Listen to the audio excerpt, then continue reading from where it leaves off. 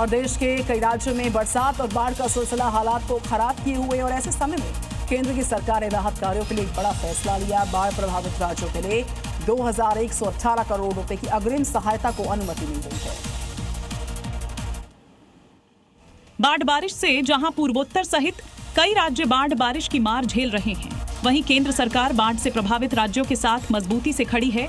गृह मंत्री अमित शाह ने बाढ़ प्रभावित राज्यों के लिए राज्य आपदा प्रतिक्रिया कोष के तहत 2000 करोड़ से ज्यादा की मंजूरी दी है। बाढ़ प्रभावित 7 राज्यों में से हिमाचल प्रदेश, ओडिशा तथा नागालैंड को वित्तीय वर्ष 2026 से 27 की SDRF की पहली किस्त पहले ही जारी की जा चुकी है।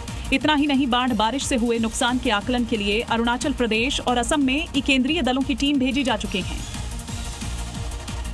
गुजरात में मौसम विभाग ने एक बार फिर से तेज बारिश का अलर्ट जारी किया है, जिसके बाद प्रदेश के लोगों की चिंता और ज्यादा बढ़ गई है, क्योंकि लगातार बारिश की वजह से अब तक 80 से ज्यादा लोगों की मौत राज्य में हो चुकी है। हजारों लोग बेघर हो चुके हैं, अपना घर छोड़कर पलायन कर चुके हैं, लेकिन इस आसमानी आफत का अंत होता फिलहाल तो नहीं दिख रहा है,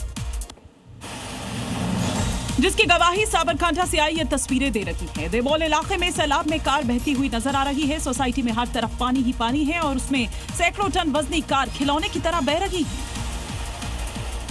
नर्मदा के गरुड़ेश्वर तालुका में भारी बारिश से लोगों के सामने संकट खड़ा है, क्योंकि घर करीब करीब डूब चुके हैं। सड़कें और एक इलाके को दूसरे से जोड़ने वाले रास्ते कट चुके हैं।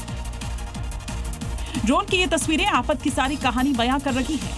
हर तरफ सिर्फ और सिर्फ पानी दिख रहा है, जो ये बता रहा है कि आफत ने लोगों का जीवन अस्त व्यस्त कर दिया है। अगली खबर का रुख करते हैं। बात होगी महाराष्ट्र के जलगांव की, जहां पर लगातार बरसात हो रही है।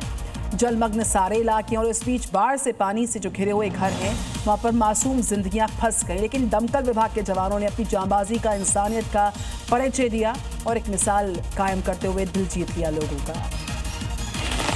क्योंकि जब ऐसा लग रहा था कि कमर तक आए इस बाढ़ के पानी में निकलना दूभर हो गया है, तभी ऐन वक्त पर फायर ब्रिगेड और हेल्थ वर्कर्स देवदूत बनकर पहुंचे और अपनी जान जोखिम में डालकर सैलाब के बीच से जिंदगी का रेस्क्यू शुरू कर दिया। एक एक कर सभी को सुरक्षित बाहर निकाला गया। पानी रहता है। असम से भी कुछ इसी तरह वासुदेव बने जवानों ने सैलाबी चक्रव्यूह से एक बच्चे की जान बचाई। उफनते सैलाब के बीच कर्मचारियों की तत्परता, सूझबूझ और जांबाजी की हर कोई तारीफ कर रहा है। इंडियन आर्मी की इंटेलिजेंस यूनिट और राजस्थान पुलिस के एक जॉइंट ऑपरेशन में साजिशों का बड़ा खुलासा हुआ। पाकिस्तान की बॉर्डर के पास श्रीगंगानगर की दुकान से अनऑथराइज्ड आर्मी पैटर्न कॉम्बैट कपड़ा जब्त हुआ। उसके बाद इलाके में जांच पड़ताल काफी तेज हो गई है। लगभग 1000 मीटर अनऑथराइज्ड आर्मी पैटर्न का कॉम्बैट कपड़ा जब्त किया गया है। इस कार्रवाई से स्थानीय व्यापारियों और अवैध कारोबारियों में हड़कंप मच गया है। आर्मी पैटर्न फर्जी ड्रेस को लेकर आर्मी इंटेलिजेंस बरेली में हुई जब्ती के बाद अलर्ट पर आ गई और जांच में पता चला कि फर्जी आर्मी ड्रेस का मुख्य मैन्युफैक्चरिंग सोर्स और सप्लाई चेन बॉर्डर एरिया के जिले श्रीगंगानगर में है। जांच में श्रीगंगानगर की एक फर्म का नाम सामने आया, जो आसपास के जिलों में नकली आर्मी पैटर्न का कपड़ा तेजी से सप्लाई कर रही थी, जिसके बाद अब एजेंसियां नेटवर्क से जुड़े बाकी और मेन सप्लायर को ढूंढ रही हैं। उत्तर प्रदेश के बागपत में एक ऐसा दर्दनाक हादसा हुआ जिसने हर किसी को झंझोर कर रख दिया। काम में जुटे हुए मजदूरों पर अचानक से मकान का छज्जा भर कर गिरा और देखते ही देखते 3 जिंदगियां मलबे के नीचे दब गईं। अब इसका सीसीटीवी फुटेज सामने आया।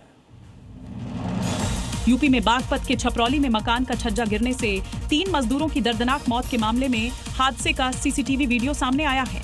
वीडियो में दिखाई दे रहा है कि मजदूर काम में जुटे हुए थे, तभी अचानक मकान का छज्जा भर उनके ऊपर गिर पड़ा। हादसा इतना भयानक था कि तीनों मजदूर मलबे में दब गए। घटना का वीडियो सोशल मीडिया पर वायरल हो रहा है। पुलिस ने मामला दर्ज कर जांच शुरू कर दी है।